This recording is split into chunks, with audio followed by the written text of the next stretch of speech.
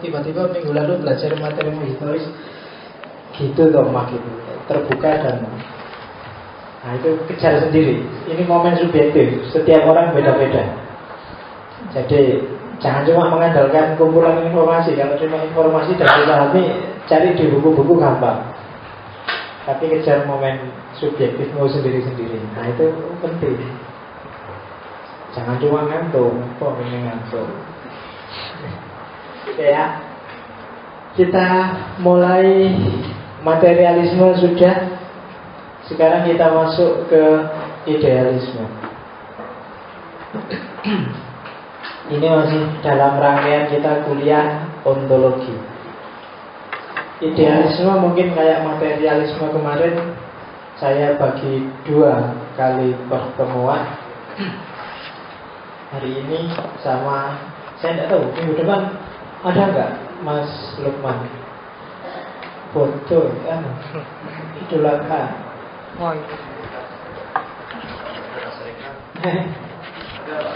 Ada ya? Semangat mana? Atau gini aja deh, bonus ya, Idul Adha tak ganti film aja mau nggak? Saya punya film. Sebenarnya film ini adaptasi dari buku filsafat yang enak yang tiap hari kamu baca, Dunia Sophie. Ya, Sophie's World. Ya karena adaptasi dari buku akan lebih enak kamu lihat film itu kalau sudah baca bukunya. Kalau belum baca film itu sangat tidak menarik, lebih enak Fast and Furious atau nonton Insidious atau nonton itu. Iya, jadi baca dulu bukunya, minggu depan kita lihat Dunia Sophie. Cuma saya masih agak harus menyelaraskan karena terjemahannya bahasa Inggris, jadi tak usahain nanti minggu depan sudah bahasa Indonesia. Ya di Google sama diedit dikit-dikit lah. Jadi sambil menikmati kambing dan sisa sate sapi, kita nonton film bareng-bareng. Dunia Sophie. Oke, bismillah, kita mulai idealisme.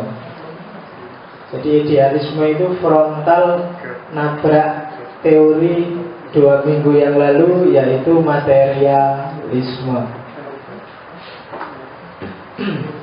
Asal kata idealisme yaitu idealismos, dari bahasa Yunani, dari kata dasar idea, yaitu sesuatu yang hadir dalam jiwa. Ide itu kan sesuatu yang hadir, tampil dalam dirimu. Itu ide. Aku merasakan sesuatu dalam diriku. Nah itu idea namanya. Bahasa Indianya kuch-kuch hota hai. Iya, kuch-kuch hota hai itu terasa sesuatu dalam diriku. Nah itu bahasa Yunaninya idea. Jadi idealisme itu kayak film India jangan-jangan. Ya, jadi ide sebenarnya sederhana, tiap hari kamu pakai istilah ide ini. Punya ide enggak? Nah itu berarti enggak punya, berarti masih enggak ada sesuatu dalam jiwamu. Kalau sudah punya berarti sudah ada sesuatu. Oke, idea lawannya materialisme. Kalau bagi materialisme, esensi, hakikat alam semesta itu materi. Kalau bagi idealisme enggak. Esensi itu ada dalam ide. Ide itu dimensi batinnya manusia, dimensi rohaninya. Kalau dalam wacana filsafat kadang disebut mind, kadang disebut soul, kadang disebut spirit. Dan bukan yang bendawi, bukan yang materi. Jadi ya roh itu biasanya kalau ngomong manusia, mind itu dimensi pikirannya atau jiwa, spirit, daya. Aliran-aliran klasik ada aliran yang fokusnya daya, misalnya animisme atau dinamisme. Nah itu kan, dan esensinya alam semesta itu termasuk manusia. Jadi bukan fisiknya. Kalau kemarin di materialisme kan fisik, bahwa pikiran itu bersumber dari fisik terus direfleksikan. Kalau idealisme kebalikannya. Realitas itu adalah manifestasi dari pikiran yang mengejawantah. Jadi kebalikannya. Duluan pikirannya, baru kenyataan. Kalau materi, duluan materinya, baru dipikirkan. Esensinya di situ. Jadi kamu melihat ini, kemudian paham bahwa oh ini HP. Itu karena di kepalamu sebelumnya sudah ada ide tentang HP. Kamu lihat ini dan menyebut ini mikrofon, bukan ulek-ulek, bukan pemukul, bukan apa. Kenapa? Karena di kepalamu sebelumnya sudah ada ide tentang mikrofon. Kalau kamu tanya, loh tapi kan dulunya sebelumnya belajar juga Pak tentang mikrofon. Iya, tapi ketika kamu belajar itu sebenarnya sudah ada data di kepalamu. Cara belajar, kamu nggak pernah kan belajar kata bahwa waktu kamu kecil belajar ini meja, ini kursi. Tapi coba dicermati, kalau kamu sadari nanti sangat banyak hal kamu nggak belajar secara detail kayak gitu. Tapi ya dia muncul begitu aja dari pengalamanmu. Kenapa? Karena ada, kalau bahasanya Plato, ada ide bawaan di kepala kita. Itu idealisme. Jadi ide lebih esensi. Kalau barang juga begitu. Dimensi fisiknya itu tidak penting. Yang penting kan dimensi, kalau bahasa Aristoteles, formnya. Ini kayunya tidak penting. Yang penting kan bentuk mejanya. Lebih esensial bentuk mejanya. Kalau cuma kayunya, dia masih belum esensial. Dia justru jadi berguna, jadi bernama meja karena dia punya form meja. Laptop ini plastik. Plastik apa buat plastik? Iyalah, dianggap plastik, nggak usah dibahas. Nah, plastiknya tidak penting. Yang penting adalah dia punya bentuk laptop.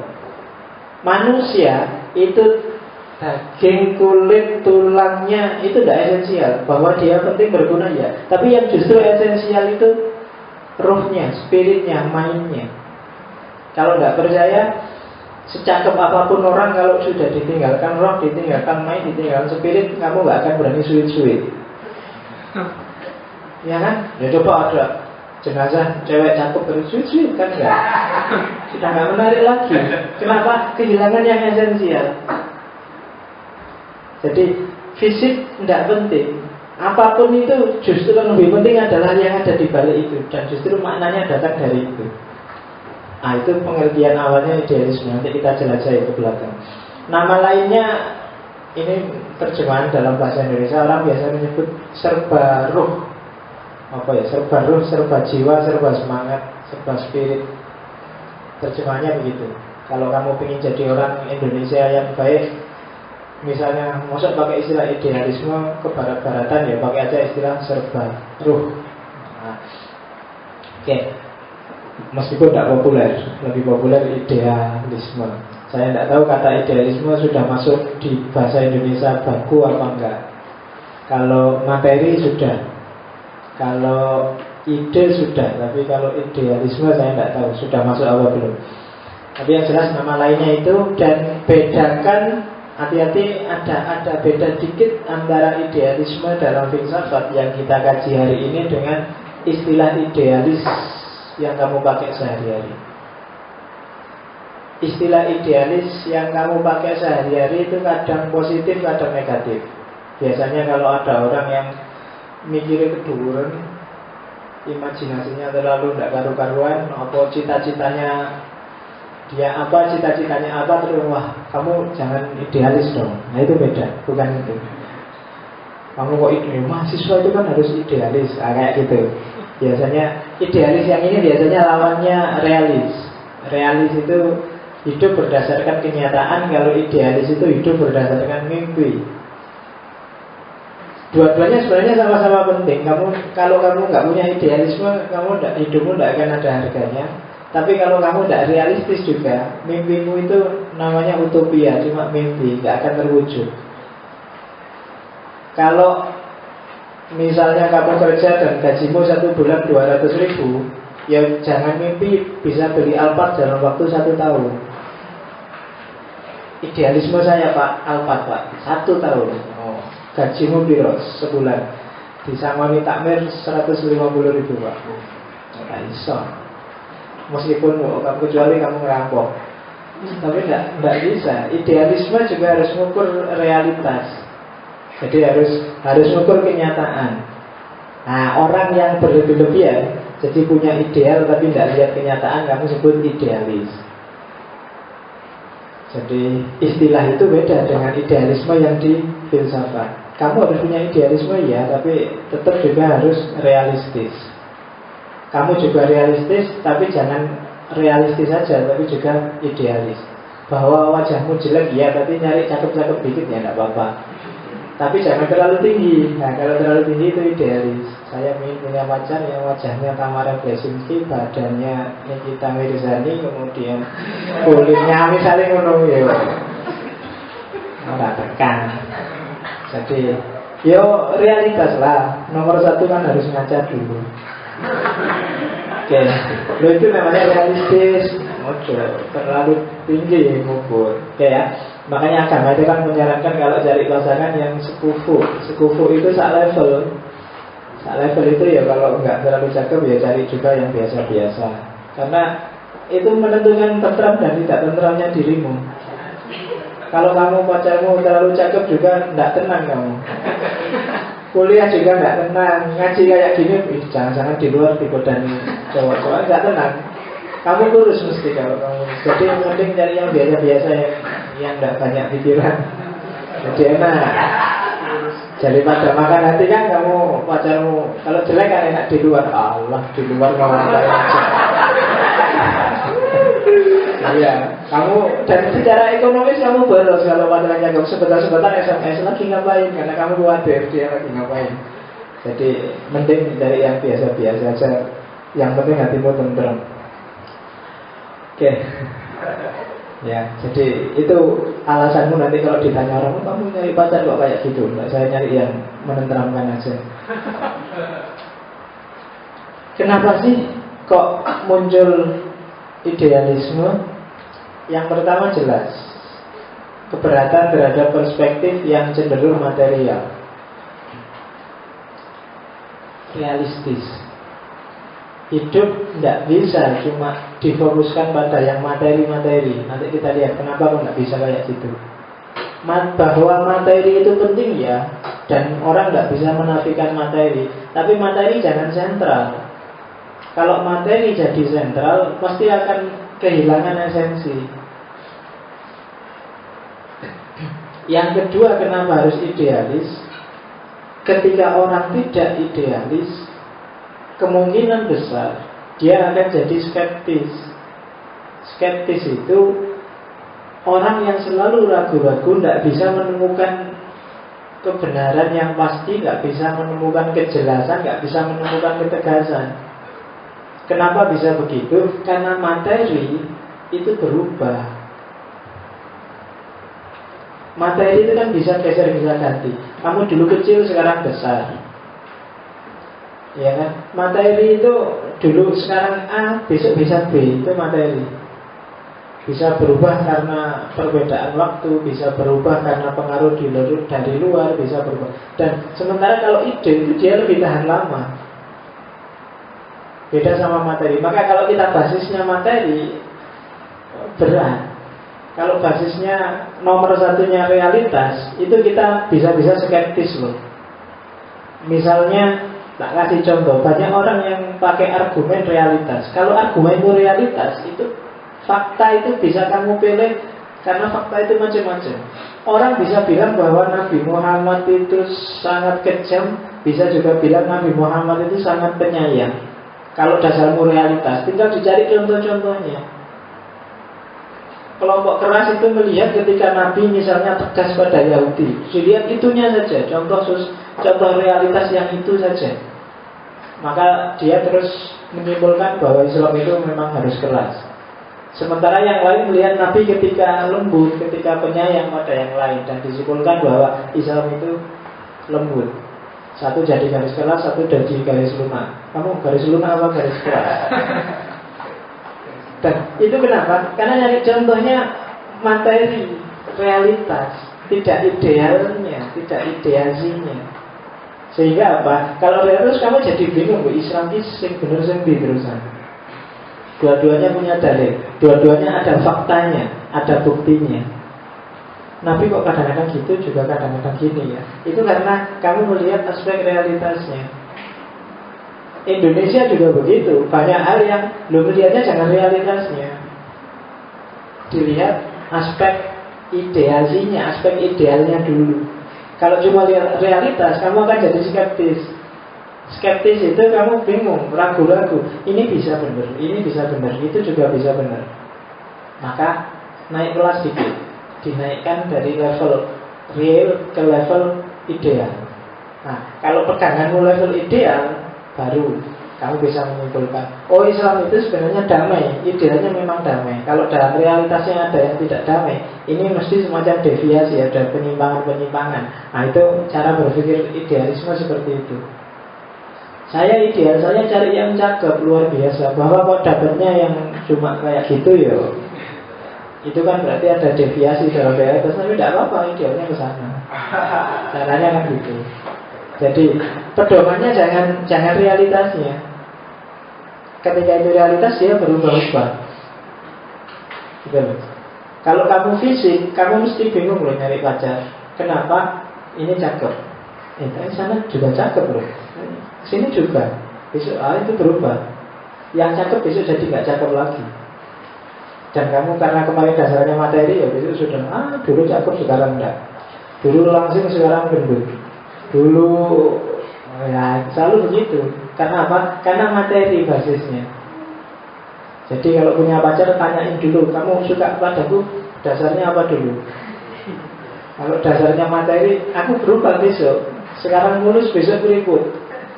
Sekarang langsing, besok aku gendut. Nah kan gitu. Kalau masih mau ayo, kalau enggak sekarang cari yang lebih ideal. Kan gitu caranya.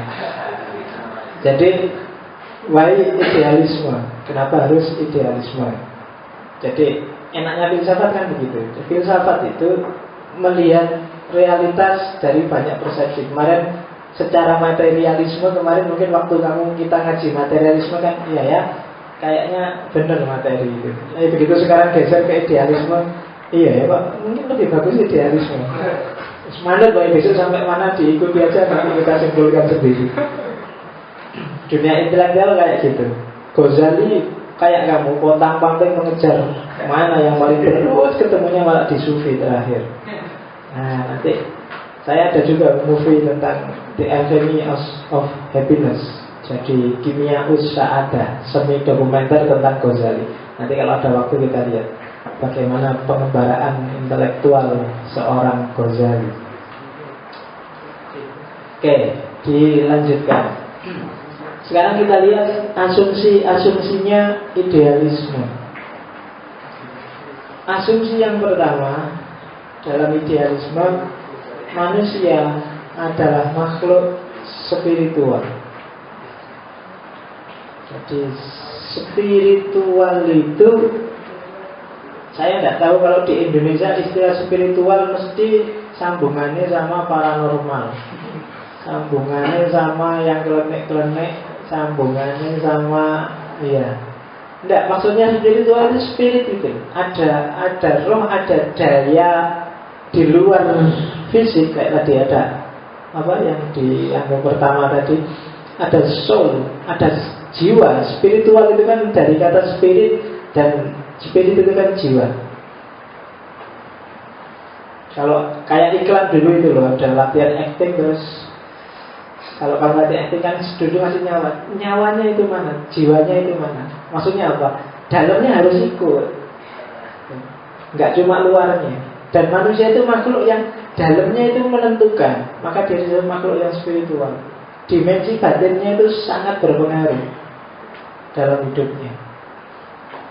Jadi bagi idealisme, manusia itu makhluk spiritual. Oleh karena itu ya, dia akan selalu punya kecenderungan ke arah yang spiritual. Orang tidak pernah berhenti di fisik sebenarnya dalam hidupnya. Dia selalu lebih masuk ke arah yang lebih dalam dari sekedar fisik, ke arah makna, ke arah nilai, selalu begitu. Oleh karena itu dia disebut makhluk spiritual. Jadi jangan salah, makhluk spiritual bukan makhluk yang suka hal-hal klenik, makhluk yang senang nonton film pocong. Nah, berarti benar Pak, Indonesia itu makhluk spiritual, karena film-filmnya selalu film pocong, selalu film kuntilanak, selalu film. Nah, maksudnya spiritual itu manusia ada dimensi dalamnya. Dan dimensi dalam, dimensi batin itu influensial, dia menentukan, lebih penting dibandingkan dimensi materinya. Jangan menyerah hanya karena lemah di materi. Karena kamu punya kekayaan batin yang luar biasa, punya daya potensi jiwa yang luar biasa. Itu kelebihannya manusia. Kalau kamu lihat motivator-motivator itu kan biasanya yang diserang ini, dimensi spiritualnya. Kalau fisik, simple. Fisik itu memeliharanya lebih gampang, lebih simple. Kamu olahraga, kamu makan yang sehat itu sudah simpel. Tapi kalau spiritual harus diperhatikan. Dan dia influensial. Orang bisa fisiknya sakit tapi batinnya seneng, tapi kebalikannya agak rumit. Orang yang batinnya susah, fisiknya biasanya juga enggak. Kalau kamu patah hati kan lemes kamu. Diajak ngapa-ngapain, ayo makan enak tak traktir. Enggak konsentrasi. Ya kan? Kebalikannya, kadang-kadang mungkin badanmu sakit, tapi kalau pas batinnya seneng juga. Lagi malas pacarnya datang, yuk jalan-jalan yuk, ayo. Padahal kamu lemes. Jadi katanya idealisme enggak. Dimensi batin lebih influensial, lebih berpengaruh. Jadi kalau ada jargon mensana in corpore sano, bahwa jiwa yang sehat terdapat dalam badan yang sehat, itu puale katanya idealisme. Harusnya badan yang sehat terdapat dalam jiwa yang sehat. Orang gila itu badannya sehat, kekal, luar biasa, tapi gendeng. Ya kan, jiwanya nggak sehat, nggak waras. Orang ngomong kemana, dia ngomong kemana, ketawa-ketawa sendiri, tak jelas. Dan bagi kamu kan degradasi, itu kan kayak manusia tapi setengah. Bahkan bukan kayak manusia karena dimensi batinnya sudah rusak. Perilakunya juga mungkin agak mirip-mirip dalam tanda petik binatang. Dia nggak mikir etika, nggak mikir adab, pokoknya gimana caranya masih tetap bisa hidup. Maka katanya idealisme, manusia makhluk spiritual karena jiwa, roh atau ide lebih penting daripada materi atau fisik. Dan asumsi ketiga, tidak ada sesuatu yang berdiri di luar pemikiran. Nah, ini nanti asumsi ini bertahan sampai era postmodern. Tidak ada satu hal pun di dunia ini yang berada di luar jangkauan pemikiranmu. Kamu boleh cari, silahkan cari sesuatu yang di luar jangkauan pemikiranmu. Apa kira-kira? Ayo, sebutkan padaku apa yang ada di luar jangkauan pemikiranmu. Sambil kamu mikir.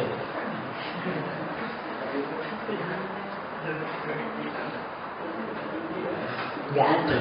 Begitu kamu sebut, ya berarti sudah ada di pikiran. Jadi nggak ada sesuatu yang di luar dunia pemikiranmu, itu nggak ada. Semua hal itu berada dalam lingkup pemikiranmu. Oke. Bahkan nanti selanjutnya di aliran-aliran idealisme yang kita sebut belakangan, bahkan keberadaan benda fisik itu tergantung di pikiran. Begitu dia nggak ada di pikiran, akan disebut itu tidak eksis. Tidak eksis berarti tidak ada. Kita lihat selanjutnya. Oke, sekarang dasarnya. Kalau tadi asumsinya, sekarang kita lihat dasar berpikirnya. Saya pelan-pelan